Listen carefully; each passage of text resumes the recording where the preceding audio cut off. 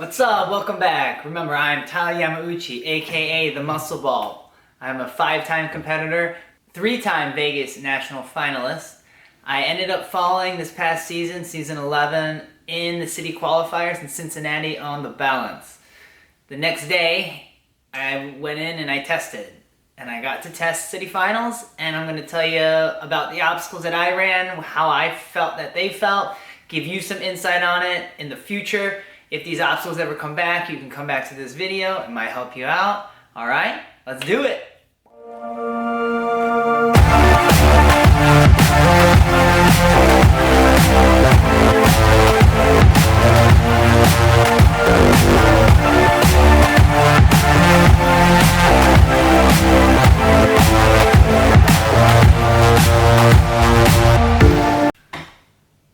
So the first obstacle is the shrinking steps. It's the same as every other region. Is it an obstacle I think that'll come back? I think so. It was fast. It was simple.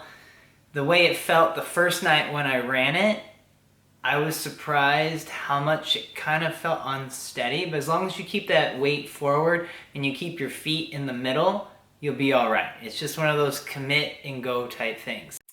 The next obstacle is the ring swing. Not an obstacle I think that'll come back again. This is an obstacle they've used quite a bit already.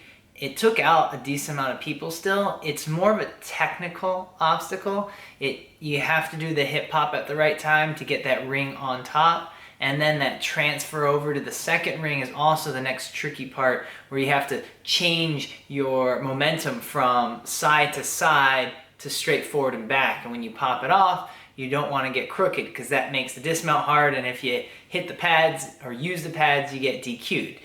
All right, and then the spinning bridge. So this was the first time I got to touch any of these obstacles again. So I didn't get to test any other things. I pretty much got told to warm up, and this is my second attempt on any of the first 3 obstacles. That's as far as I got. I got up on top. I knew exactly what I needed to do. I knew I needed to take off really hard off the platform. But during the qualifying night, I got caught off about how short that run-up was. I mean, I literally had like 1 step, and then I was on the obstacle. And that threw me off my game plan and everything I knew about obstacles, and I didn't do what I needed to do. So when I got up on here, I realized, okay, I know that it's a short run up. I'm gonna have 1 strong step, and then I have to take off super hard. And what I ended up doing is actually leaning my weight forward a little more as I projected myself off to make sure my momentum was going forward. And the result was success. It felt easy. It didn't spin at all. I'll tell you this, the first night, it didn't feel good off the second step. I'm surprised I got as far as I did when I fell. But for this obstacle, being a lighter competitor, it also helps. And as you can see, when I hop over that final ball, I'm kicking myself in the head saying, how the heck did I fall on something like this? And it all started with the beginning couple steps. All right, next obstacle is the Wingnuts. Wingnuts is classic, right? They've used it for the past 3 years, so it's been around. Will it come back again? I didn't think so at first, but because it still takes people out, I don't see why they would not use it. And it's kind of still fun to watch the fails. It takes out people that are good on it. So if you haven't ever tried Wingnuts, you better start practicing, because it's a movement that's pretty new, pretty novel, different. If you notice in my technique, I use a lot of hips, a lot of feet and hips to drive where my body's going, and that's the best advice I can give you on it. All right, and now you see me staring down the slingshot. I was definitely a little worried about this obstacle. I never got to touch it before. This is the first time I'm touching it. So right now I'm watching and checking out, looking at the obstacle, making sure I'm not too tired because I've never been on it.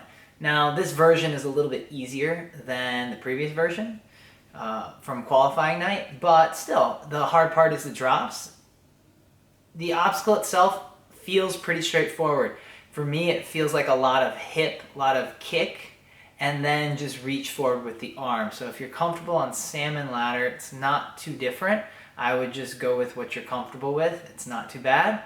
But once again, it's a new obstacle. It's different. Also, it had just rained literally maybe 20-30 minutes before I ran the course, pretty heavily, and they had to wipe everything down, so I'm just making sure my shoes are dry, and you'll see that later in the course. But warp wall, there was a decent amount of people who failed it this year, and it's because it's a shorter run-up. It's definitely tough, so I want to show you a little bit of my technique. One of the things I like telling people is, if you watch my feet, my plant leg that I like to hurdle off of, or long jump, will be right in front of the warp wall. And then you see, I take 5 steps. I mean, 1, 2, 3, 4, 5. And that's how I end up getting up. All right, next obstacle is salmon ladder into slam dunk. Slam dunk looks awesome. I'm resting a little bit just because I'm not sure how hard slam dunk is. Salmon ladder always feels pretty good to me. I like going just double hand muscling my way through it, taking my time, making sure I'm pushing that bar forward, because if you don't, then you might be screwed. If you just notice here, I'm just trying to go straight into slam dunk. It's because of how I'm used to having it. I'm surprised they gave us a rest break.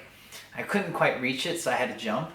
And the holds on it are pretty good. It's pretty deep. However, it's one of those obstacles, if you miss a hand, then you're totally screwed. So you just have to make sure to get a nice lâcher, and the ball's right there. I can see this obstacle coming back next year, so that you have to slam dunk that extra third ball instead of dismounting, but I can see it coming back. All right, the 9th obstacle, Spinball Wizard. Last year, or season 10, was the only other time I got to the 9th obstacle. I'd say Spinball Wizard is one of the easier ones. You can tell right here Anthony Storm is talking to me. He's asking, how's my pump? And nothing really before that was super pumpy in my arm, so I told him it was more my cardio. I just was sitting around and then having to test, and probably didn't warm up as well as I would plan, but I'm still moving at a decent pace. I probably wouldn't move much faster if I was on the show, because heck, I want to finish, right? So Spinball Wizard, the first one spins, second one solid, third one spins, fourth one solid. You can dismount from there. It's been around for a little while too. I don't think it's hard enough to be a 9th obstacle, to tell you the truth, in the future. And so I don't think it's going to be coming back. All right, and the final obstacle, you'll notice here I'm dragging my feet off a lot. I mean, if you see my bro, Dan Palizzi, he was climbing it. And if you don't have traction, you can't do the obstacle. So make sure to dry your shoes off if that's an issue in your region.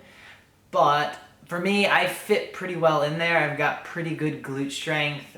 We trained it a lot. We would just go maybe about like 20 feet up a plexi, up, down, up, down, up, down, up, down, like 4 times. And that was definitely enough conditioning to where the spider trap wasn't extremely difficult. If you notice, I have to really like shift my weight. So I heard someone say, shift your weight, because I was trying to push straight up in the beginning and it wasn't going very easily. So definitely shift your weight to the side. It makes the wall a little bit, definitely easier to lift up. Just give it all you got. Don't hold out, because you're almost there. Here we go, time! Let's go now, let's go! Yeah! And finally, I made it, man. This is the first time I ever hit a city finals buzzer. It's, while a tester, but you know what? There's a sense of accomplishment, knowing that the work I had put in beforehand wasn't that all I could do was get to the 3rd obstacle on the spinning bridge, right?